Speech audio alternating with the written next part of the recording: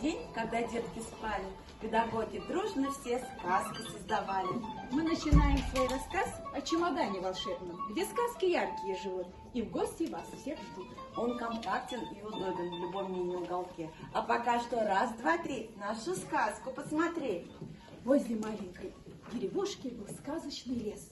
А сказочный был он от того, что в нем жили сказочные звери, птицы, растения и цветы.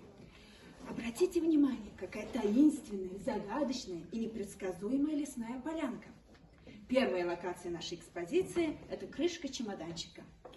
Вы очутитесь в атмосфере волшебства, хотите погрузиться в сказку и быстрее открыть чемоданчик, чтобы узнать, какую же сказку в нем в себе таит.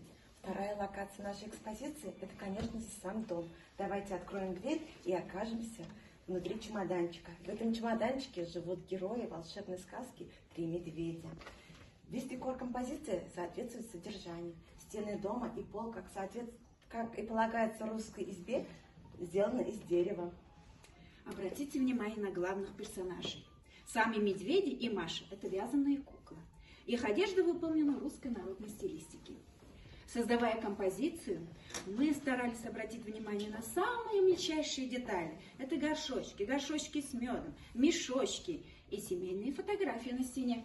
Мебель сделана из дерева, постель из мягких тканей, посуду слепили из соленого теста, а русская печка сделана из картона. Для окрашивания мебели и посуды мы использовали гуашь. Все использованные материалы соответствуют требованиям ВГОС дошкольного образования к развивающей предметно-пространственной среде.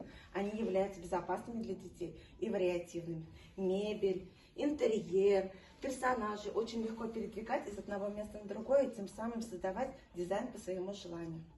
Чемоданчик с атрибутами помогут детям погрузиться в сказку, будет способствовать развитию монологической, диалогической речи. Играя с персонажами, дети развивают свои творческие способности.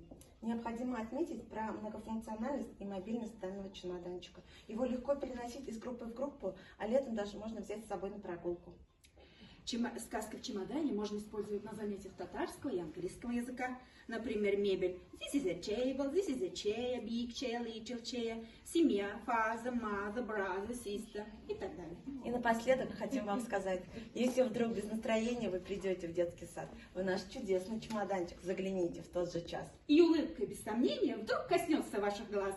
И хорошие сомнения, и хорошее настроение не покинет больше вас. Свой рассказ мы завершаем. Всем творческих успехов желаем.